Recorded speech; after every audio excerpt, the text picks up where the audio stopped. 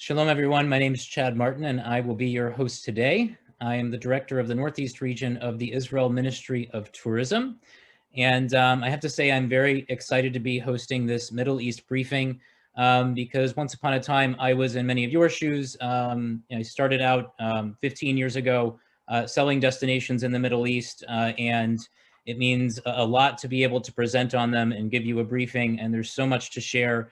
I think that one of the really great things you'll find from our conversation is that while yes, times are tough for tourism, there have been some positive stories and developments, really monumental. And I'm excited to be taking part and hopefully getting some new information to you, reinforcing some of your certainties about when tourism will return, and for sure that it will, for this region and I think in general for the entire industry. We have a very packed program today with some great commentary with some of the best in the business. So I want to get down to business right away. And we'll start with some of that positivity with Eyal Karlan, our Commissioner of North America. That's the Israel Ministry of Tourism Commissioner of North America. Eyal is joining us with more than 10 years of experience at the Ministry of Tourism and working in the Middle East with and among many of you. And we're lucky here today to have someone sharing not just the mentality of someone that is a diplomat abroad, but someone that has worked at the headquarters of a government tourist office for many years, oftentimes quite closely with our top leadership. So Eyal, with that and those relationships that you have diplomatically and with the tourism travel trade, I wanted to start out on that positive note with the landmark Abraham Accords. How will the future tourism to the region be impacted by this agreement, among the countries of Bahrain, Israel, UAE, and then also secondary agreements that have come as a result? Well, first of all, I'd like to say hello to everybody that's with us, and if we don't get a chance, happy holidays. We're past Thanksgiving and before Hanukkah and Christmas, and we're hoping that next year we'll be able to shake hands all together in one big room, not wearing a mask. But yeah, Chad, the Abraham Accords were signed between Israel, the UAE, and Bahrain, but they have an impact on the entire region because it comes, I think the biggest contribution or the impact that these agreements have on travel, they have impact on many other levels, business, medical, educational, technological. But for travel, it makes the region much more connected in terms of being able to combine destinations and countries into different itineraries, where once people would be able to travel to Jordan and then to the UAE or to Saudi Arabia, or they would have to do Israel, Jordan, Egypt, or they would do Egypt, UAE, or so this opens up a whole new mix of combinations that can be done. And that for the traveler, for those present here, for the tour operators, that gives them a whole a whole deck of products they can develop of different kinds of interests that would be relevant to a whole the whole set of audiences and customers that they have. Another very big dramatic impact that this has is on the aviation world into the Middle East, because this basically before these agreements, there were restrictions when either you were an Israeli carrier or you were flying to Israel or flying through certain countries, you would have to bypass certain countries. This was eliminated by these agreements, by these accords. And I think looking at a post-COVID world where also people will be very conscious of cost, this will allow the airlines to be more efficient, and hopefully that can be translated into cost, and ultimately that can make travel more accessible economically in the near future, at least, and that's our hope. And we're hoping that this is not the last, and we're hoping that this will be a series of more agreements that basically would open up the entire Middle East and Northern Africa to the American traveler to travel as much as they want and where they want. Yeah, it makes me think back to the times, there's a sort of cringeworthy question we would get out in the field when working with tour leaders and so on and so forth, where they'd say, okay, what if I get my passport stamped? And it wasn't so much that that was a problem, because Israel stopped stamping passports. Everyone kind of agreed that we're not going to really pay attention to this in the region, but the answer wasn't reassuring. The answer was always just like, oh, well, we won't stamp your passport, so no one will know you were in Israel. And I think this really, for those of you that have sold Israel and the Middle East, this takes a loss into a gain. We can say, first of all, that's over. Second of all, there's peace. There are flights among all of these countries, the connectivity. I'll also throw some stats out there for you guys, even though Eyal is our panelist. Israel makes up about 40% of travel from the U.S. to the region. UAE makes up about 20%, and then we have a lot from the other countries: Egypt, Jordan, and of course Turkey is a very, very strong number 2. All of those countries now can have travel in and among them, between them. These are the main travel destinations in the region, and they're accessible. Eyal, I want to pivot over to our countries. You've been very busy. I mentioned a number of the countries just a second ago, speaking to your colleagues in across the Middle East for all those tourists that are going to be coming from the U.S. Can you sort of do an around the Middle East for us and just update us? It doesn't have to necessarily be country by country, but let us know where everyone is vis-a-vis COVID reopening, of course, inclusive of Israel. Yeah, okay, definitely. And the countries have different situations and also different protocols or procedures for entry. So there is a great difference. The UAE and Turkey, for example, are open and have no quarantine. You can travel in. Turkey specifically has certain cities that have restrictions imposed upon the cities in terms of traveling inside those cities. But they're on the one end. Egypt is requiring a PCR test before entry, but no quarantine. And then on the more conservative side are Jordan and Israel. Jordan currently has a procedure of a PCR before arrival and then a 7-day quarantine. But starting in the beginning of 2021, they're actually going to be lifting that, and they're going to be requiring a PCR test before arrival and then a PCR test upon arrival, and that would eliminate the need for a quarantine. Israel right now, I think, is the most restrictive in the region, and we actually do not allow international travel into Israel except for students with student visas or business people that are traveling in, or special cases, obviously.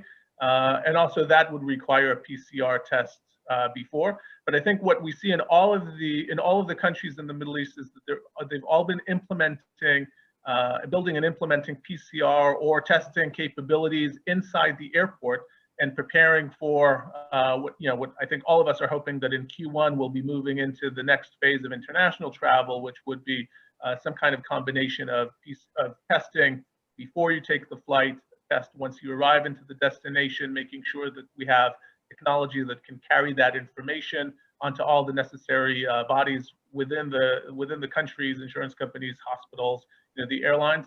But we're all getting towards there.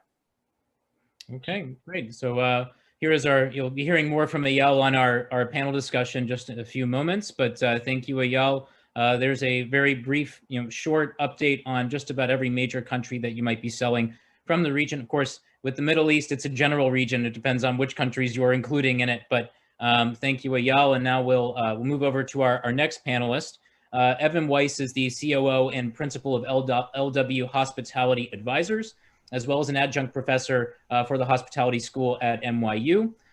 We are familiar with him because he's very active in analysis, keeping numbers up on all of the different hotels and actors in the hospitality world in the Middle East and the broader world, provides a lot of consulting services to various actors in the market, and has his ear to the ground to statistics and all of those metrics that we would use to predict our business plans and investments and so on and so forth in travel. So first of all, Evan, thank you for coming. Thank you for having me, Chad. I appreciate it greatly. Thank you for the invitation. Our pleasure. I want to jump right into it because we want to have time for our panel. And my first question to you, you're a stats guy. Are there any indicators that might help us anticipate the coming recovery for the Middle East, and specifically, and then the globe in general? Sure. It's interesting. Many of the markets have been responding in a similar fashion.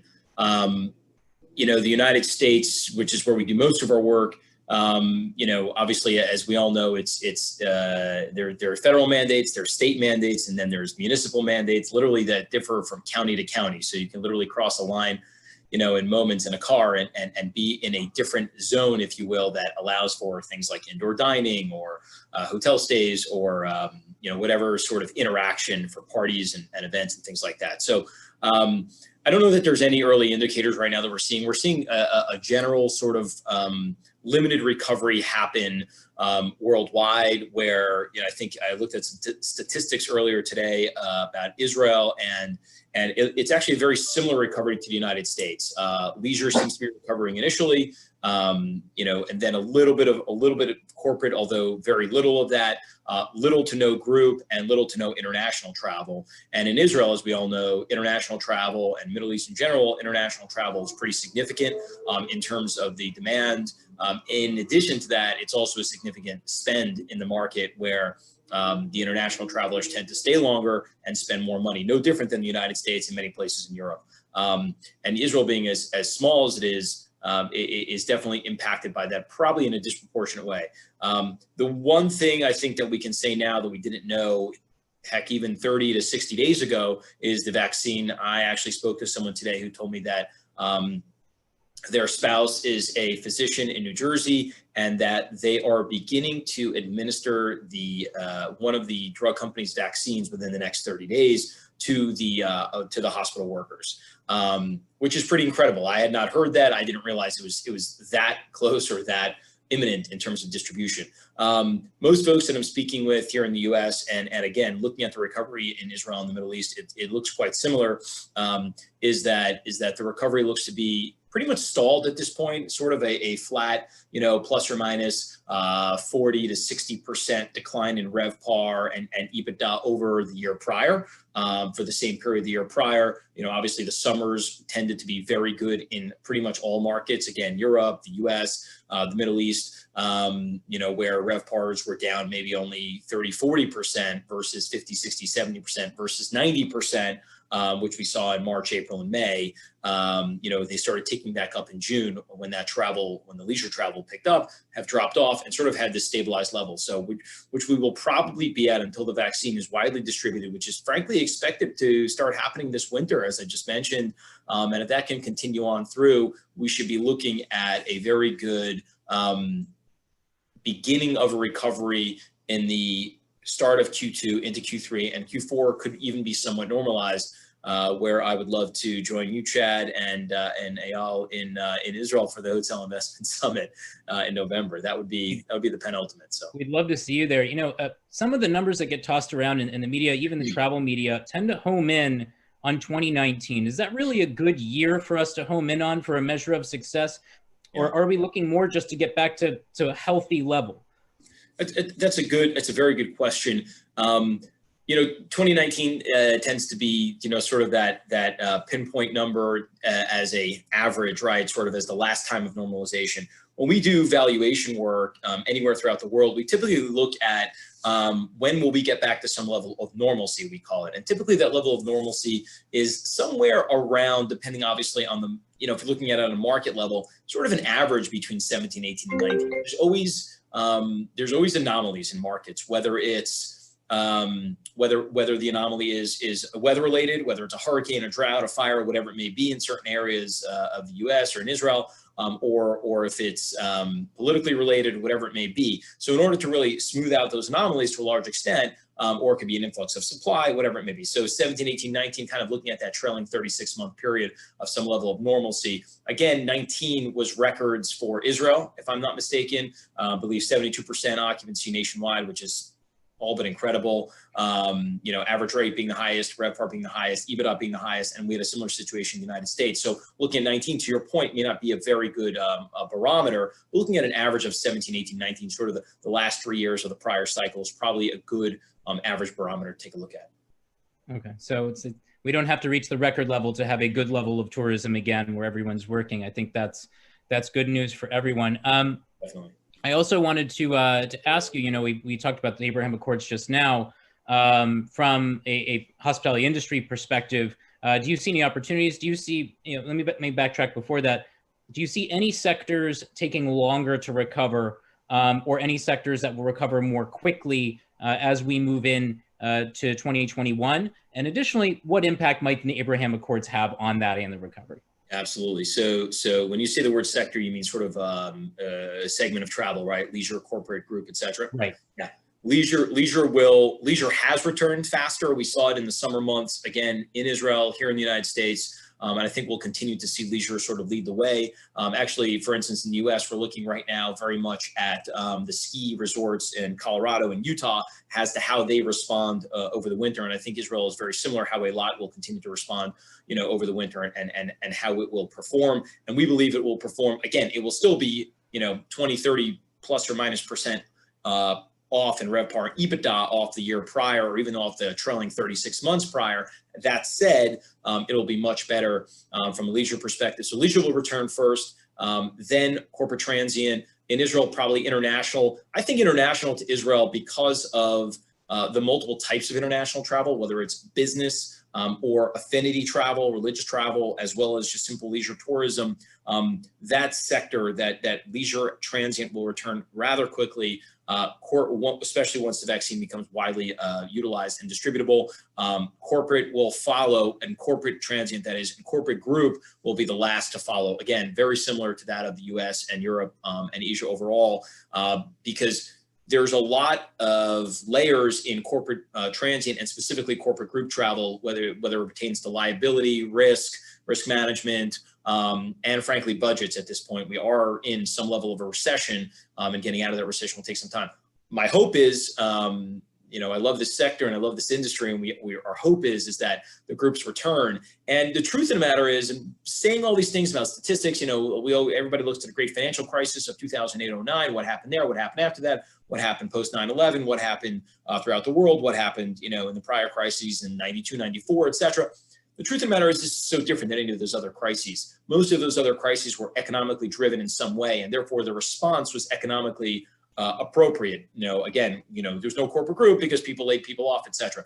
This is, or they were cutting budgets. This is so different. This is so much about psychology and sociology. And once people feel, when I say people, I mean both individuals as well as firms, once they feel comfortable traveling again, once there's a lower level of risk, and or governments mitigate that risk through some sort of insurance or other types of programming from a federal standpoint, and that could be anywhere from Israel, throughout the world, I think that group travel may return faster. We also have to consider things like paradigm shifts, which we can talk about for another 25 minutes. Obviously, we only have, I think, 3 left. But paradigm shifts in terms of whether people take fewer corporate transient trips and fewer group trips. But there is a thought process where if there are fewer people in the office and more people working from home, that there may be even more corporate group because companies will want to get together more often, and they'll sort of desire to be back out there. But leisure we expect to be very strong and continue to be strong, irrespective of what the other factors. One last question, tying it back to the tour operators. You saw a lot of new actors come in right before to disintermediate the travel market from the classic intermediaries like a tour operator. For the hotel sector, do you think that tour operators, right now there's actually a lot of business on the books that's keeping some prices high. Yeah. When do you think that will really, come to pay the piper, so to speak, where with the tour operators, where will they be in a negotiative standpoint vis-a-vis the hotel industry, the wholesale market versus the hotel industry? Because they were meeting a lot of competition, whether the OTAs or the wholesalers themselves. Listen, I think the wholesalers are going to be in a really good position to negotiate. It's always good to negotiate from a position of strength. And frankly, the wholesalers will probably control a fair bit of data, a fair bit of demand. If you think about it, also in more difficult times, people tend to like human contact, and I think that pertains to the wholesalers as well. If I'm booking, a $5,000 trip for a family of 5 on our once in a lifetime trip to Israel, right, from anywhere in the world, it's hard to do that on an Expedia, and frankly, it's hard to feel safe doing that, whether it's medical, whether it's insurances, cancellations, et cetera, and what happens if, and all the ramifications and what are the current laws. So I think that the wholesalers will be in a good position to negotiate because they will have a significant amount of demand on their side. And I also like to think religious travel is going to return fairly quickly, just because those people are to a very large extent, that grouping, if you will, of all religions is sort of very much desires to get back to normal and also to get back to Israel as a destination. So I do think that they'll be in a very good position. I do want to comment for 10 seconds on the Abraham Accords, which I didn't. I think they're fantastic, obviously. Surprise, shocker there, I know, news alert. But what I do think about the Abraham Accords overall from a travel perspective, I can tell you, I know of 5 different groups of folks from my area that have gone already to the UAE and have taken advantage of the Abraham Accords, and they're all thrilled to have gone there. And I think that once COVID sort of settles down, that effect of UAE, Bahrain, and God willing, the spread of that level of normalization of relations, et cetera, will spread throughout the region, and people will want to see Israel. Folks that have never seen Israel from a cultural, from a religious, from a business perspective, from a technology perspective, there will be a significant amount of pent-up demand. And again, maybe that takes 12 months for it to start, just because of comfortability with travel and safety from a pandemic perspective. But once it does, I think it's going to be a very, very strong feeder market for the state of Israel. All right. Thank you so much, Evan. I hope you'll stick around. We're going to move over to our panel. Just as a side comment, as we move to that view here, many of the things Evan was talking about, specific to Israel, also can be spread out to the broader Middle East. A lot of our markets are heavily leisure markets, with the exception perhaps of Dubai and Abu Dhabi, which are already recovering a little bit faster because of their dominance in that market. But much of that business and what he's laid out, at least in my opinion, it can be carried over across the region for the leisure traveler that we'll have. So now I want to jump into to our panel. Josh, can we switch to a panel view? Nobody hears me. Yeah, that's been done, Chad. You don't okay. get to see it as they do. Okay. I'm clearly not a professional journalist, or a Zoom journalist. So let's move on in. I want to introduce everyone first. So first things first, we have Yoram El-Grabli. He's the Vice President of North and Central America for El Al Israel Airlines. And Yoram, of course, our flag-carrying airline for Israel.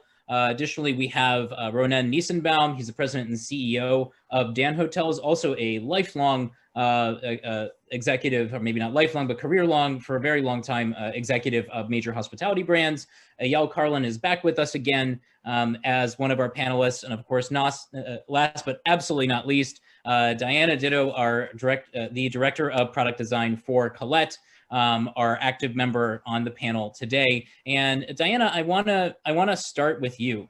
So first of all, as our active member on the panel, from a product standpoint, have you prepared for the post-COVID era?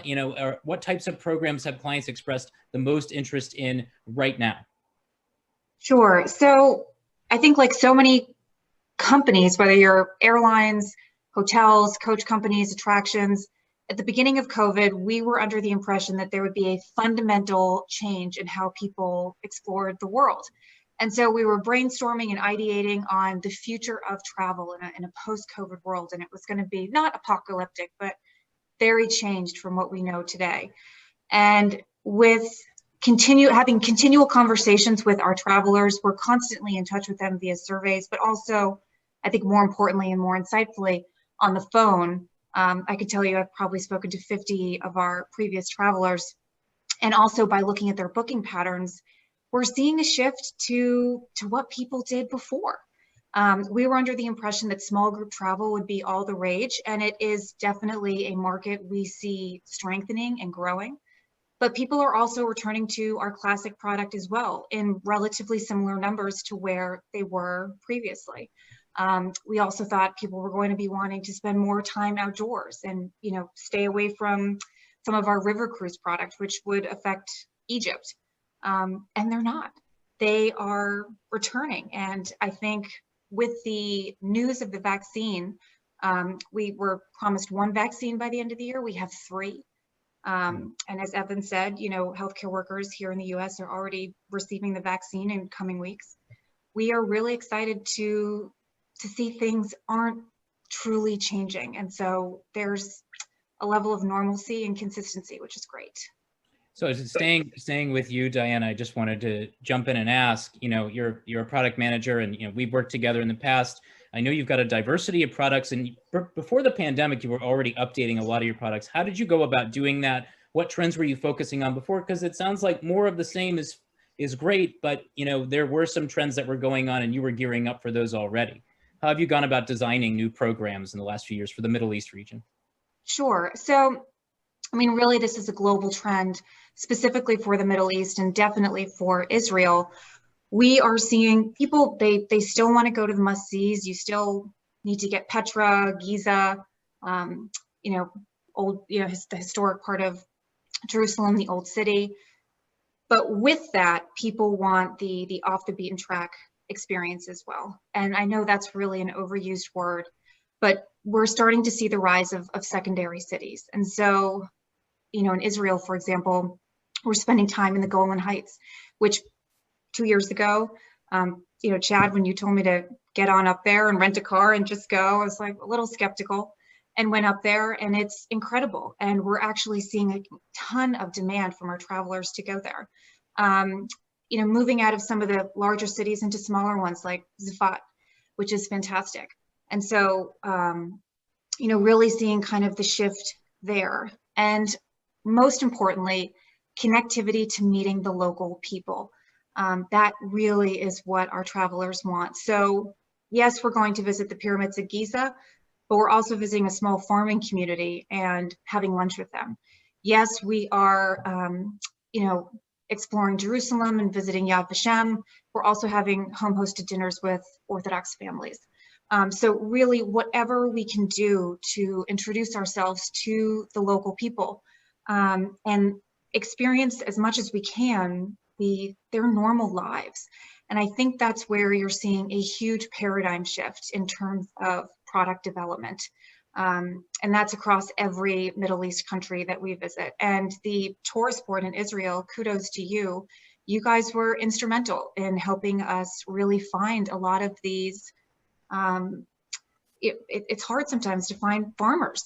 You know, we're really looking for people that can talk to us about agritourism and the Druze community and things like that. And you guys really were instrumental.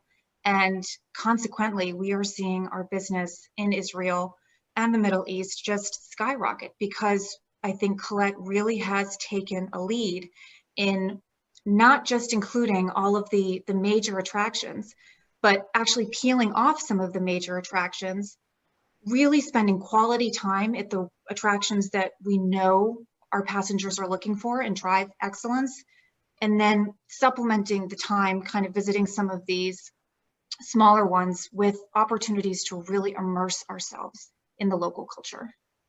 Awesome, great. So I think that was some great insight also for our fellow tourist boards, and thank you for your kind words about us. We've got about 10 minutes left, so I want to quickly head over to the hotel sector with Ronen Nissenbaum. Ronen, I've got a couple of questions for you. First of all, what kind of adjustments have the Dan hotels and other hotels, obviously representing in Israel here, but I think across the region, you can speak for the whole industry. What kind of adjustments have you made? Are any of them here to stay, or is it mostly temporary?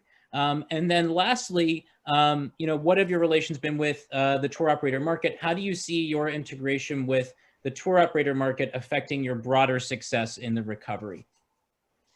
Good evening to everybody, or good evening here in Israel, but a good afternoon for you here in the States. You hear me well? Yeah. Good. Well, you know, I think I don't want to spend too much time on things that everybody knows already, such as social distancing, in the sense to answer your question about what have hotels done differently. But there is social distancing. There are the plexiglasses and separations and the alcohol gel everywhere in order to disinfect your hands. The temperature control, where you actually take people's temperature before they come into the hotel. Those are things that we've implemented way back in May and June when we opened up after the first closure. And that has stayed with us throughout, and even through the second closure, and we've just reopened Eilat. Those things have stayed with us. And we see that the biggest thing that has been, I would say, that stuck with our guests and stuck with us at the hotels is mask wearing. If at the beginning people were not wearing masks, or even guests would be difficult and would push back on wearing masks in public, now it's guests telling other guests to put their mask on, and helping the hotel maintain the social distancing, all the different things that we've had to implement. I look at the half glass full, and I think that some of these things will disappear. I think when the vaccines do get distributed and the fear factor diminishes people's fear from traveling, including the vaccine that was announced today that will be distributed in the UK next week, was approved by the UK board. And if Pfizer gets approved in the United States in the coming 2 weeks and gets distributed, I think all those things will herald in a return to some kind of normalcy. And you'll see January, February, March coming along with people calming down and understanding that the fear factor, the danger factor is reducing. And I see some of these things that we're implementing today, which we implemented when we knew very little about the sickness. Some of them will stay with us and some of them will disappear. We'll go back and we'll tell our grandchildren and we'll tell the next generation of hoteliers about, can you believe what we did 10, 20, 30 years ago in the worst pandemic that the world has seen, at least in our age. So that's about a little bit about the pandemic and what will stay. I think what we've experienced now in Israel, going to a little bit about what was said earlier, both by Evan and Diana, I think that what has helped Israel get through the last 8 months and through 2 closures has been the local tourism. And so we talked about leisure tourism. We were incredibly surprised with the pent-up demand in Israel for business in Israel. It's not very helpful to the US travel community, but it correlates to what happens in the States in the sense of the drive-to markets, and people are staying within the country currently until the fear factor disappears and international travel resumes. But in Israel, what we saw in the summer was astonishing. July and August, July less so because it was the first full months after the first opening. But in August, we had record month. We had a record month in Eilat. We had a record month. Diana mentioned Tzfat. We have a small best hotel in Tzfat, and we had the best occupancies and average rates that we've seen in that property, as we did in the Carmel, the Dan Carmel in Haifa, as we did in Eilat. So I think that gave us a taste of the pent-up demand and the positive potential. Yes, the rest of the countries are closed off to Israelis, so they have very little to look for. They're all excited about Seychelles and about Dubai right now, but then today they announced that Dubai will probably turn red. So it is a roller coaster of information that's coming through the pipe. Every day something new is happening. I believe the Israeli... Ronen, I need to jump in really quickly because we want to get to our friends at El Al. If I can just, in short, what you were saying, the good positive sign is how healthy the local travel market also has been in the US and in Israel, reflective of that wanderlust, really building up, people wanting to get out. And just to give the audience an idea, there's some stats that I like to throw around and been saying at the conference. The US, we have 330 million people, but if you take out Mexico, the Caribbean, and Canada, there's only about 29 million trips abroad. So about 9% of the population. That doesn't mean only 9% of Americans travel abroad. That's just in any given year. Israelis, it's 8.5 million trips abroad for 9 million people. So I think that reflection of the real desire to travel by the population, really filling the hotels there. We also see that from that same 9% here filling in, going to the national parks and getting engaged. It's a good sign for us to take with us. And I think none of us really want to be wearing masks for the long term. So it's good to hear that likely those won't last. I want to move over to Yoram El Grabli, our VP from El Al. Yoram, can you just update us on, El Al has recently resumed flying again from the U.S. What kind of measures have you taken? And what do you see as far as on the horizon? What needs to happen for tourism to resume? Oh, good afternoon, everyone. Good afternoon, everyone, and thank you, Chad, for inviting me. I'll try to share with you some of our experience in the last 9 months. It's, I think, for all of us in this industry, it's the biggest crisis that we are facing ever. As for El Al, we resume our operation from 4 destinations here in the state for the moment. We are operating Los Angeles, Miami, JFK, and as from 2 days ago, Newark as well. Of course, today, the main concern of our client is the safety in flight. I assume that all of us saw and read the research of IATA about the little chance to get infected on board. Those are facts, by the way. Our airplanes are all equipped with the HEPA filters. HEPA filters are the filters that are recommended by IATA. Of course, we change our service profile on board.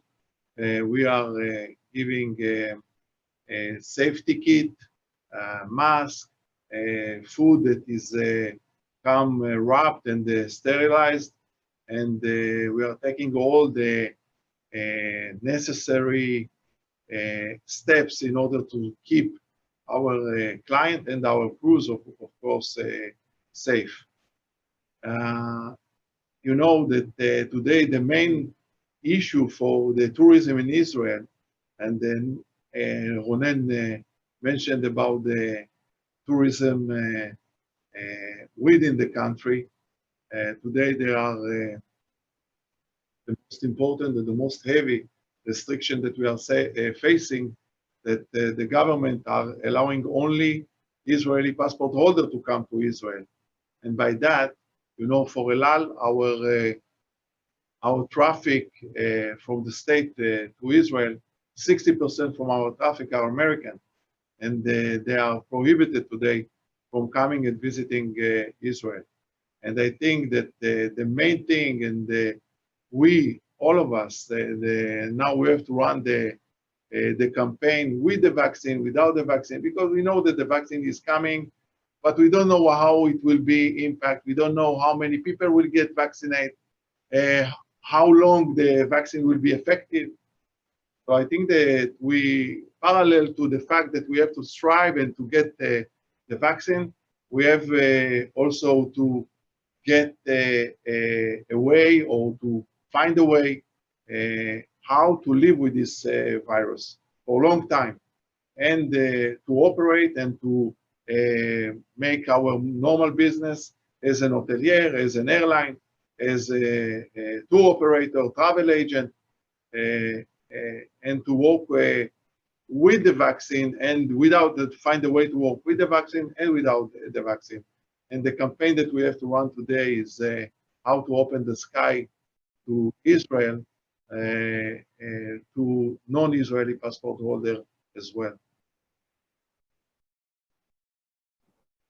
Sorry, I was on mute there.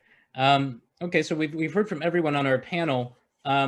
So I have a few questions that I wanted to get to just for, sorry. A few questions I wanted to get to everyone. First things first, how will, we talked in the very beginning of this pandemic about postpone, don't cancel. I'm going to switch back to Diana first. Have people continue that trend? Are we seeing the business stay on the books?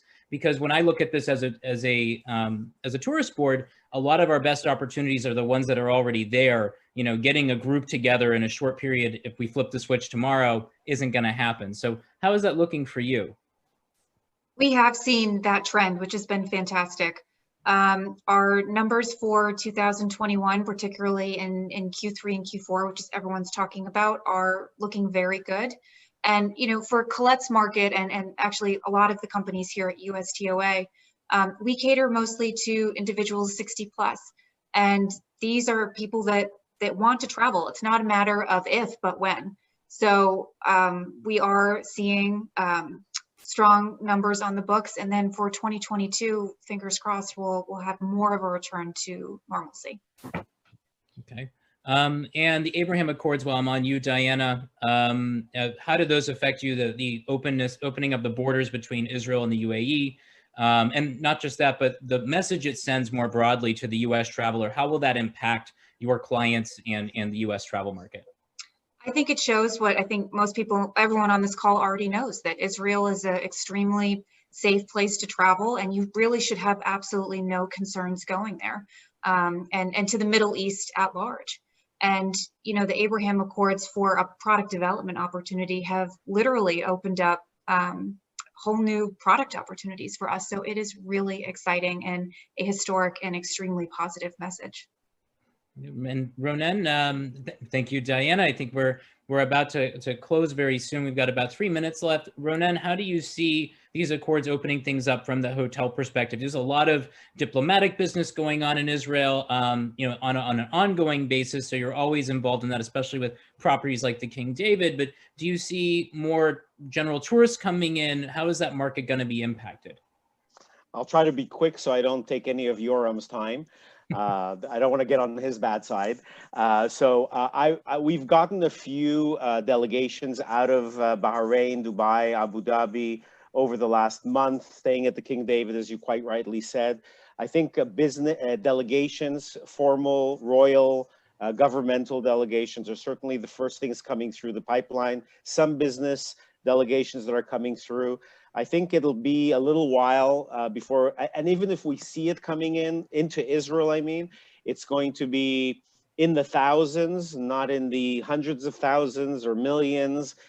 So we're not looking at it. We're looking this as a supplemental business coming into Israel. And I think mostly the Israelis are excited and they're starting to fill up the planes going into Dubai and Abu Dhabi and Bahrain. And every day you watch it on news here, there's a tremendous excitement of the Israelis going to a place that they've been forbidden to go to up until now. So I think it's a positive in a way, no matter how you look at it.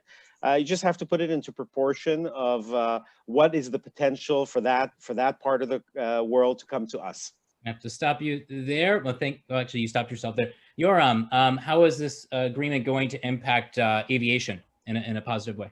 So I must agree with Diana, as she mentioned. We have a stable and nice booking for at least for groups for the end of 2021 and beginning of 2022.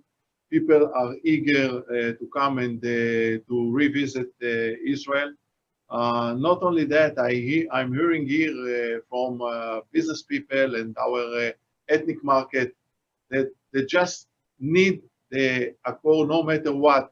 We just have to turn on the shutter, and I'm sure that we will see a lot of traffic from the state to Israel. As for Abraham Accord for El Al, tomorrow we are operating the first charter flight after we operate about 1 month ago the delegation the delegation of the American and the Israeli officials that went to Bahrain. As of, you won't believe it, but Ronen said that clearly, as of December 13, we are going to operate 14 weekly flights to Dubai and two daily flights, and Sunday and Thursday even 3 daily flights. And the booking is very good, and the booking development is high. And Great again, news. a lot of Israelis are excited to go out, and it's going to make for all of us good. So I need to move over now. I'll let Eyal close us up here. I think we're already a little bit over time. Also some news about the El Al and potentially some of the Emirati airlines working together has already hit the press recently. Yeah, Eyal, do you want to have the last word here? Yeah, so I'll just sum it up in a minute, but definitely we're, as you know, I think as us as a tourism board and how we want to work with all of the different partners in the travel trade is, we're looking into going into something that's uncharted, territories after the pandemic. So I think working together, and the word is to be flexible with how you build the itineraries, on how you, how long you'll be spending in each place, because you think you'll be spending half a day in a certain place, you might end up spending 3/4 of a day, because the procedures of getting there and going about. The flexibility is definitely something that I think all tour operators need to keep in mind and put into how they work. And another thing is, everybody was speaking about the psychology of the traveler, but we as the travel trade have a big impact on the psychology of the traveler. So, I think it's on all of us, and here we need to communicate between us about making sure that the travelers know, what is important, what are the procedures in hotels and buses and the airplane, what are the insurance requirements of the different countries, what does it mean if I'm traveling to 2 countries, how do I pass between the 2 countries, what kind of tests do I need to take? So that's going to be taking up, I think, a lot of our focus as we get out of this pandemic and go back into regular travel. And I think now we're all amongst friends right now in this forum, from all of the sectors of the travel. And I definitely stress that this will be a time where all of us need to work together and make sure the communication flow is the best possible to make that psychology of the traveler improved and ready to go on and continue their travels. So thank you very much, Eyal. Thank you to our esteemed panel. We very much appreciate you joining us. We hope that we've shared a good briefing, an update, hopefully some new information for those of you in the audience. And we look forward to connecting with you throughout the rest of the conference regarding, in my case, Israel, but of course, for the whole Middle East, we're hoping as a region we come together and have a great recovery coming up in 2021. So thank you all, and shalom, salam, and goodbye.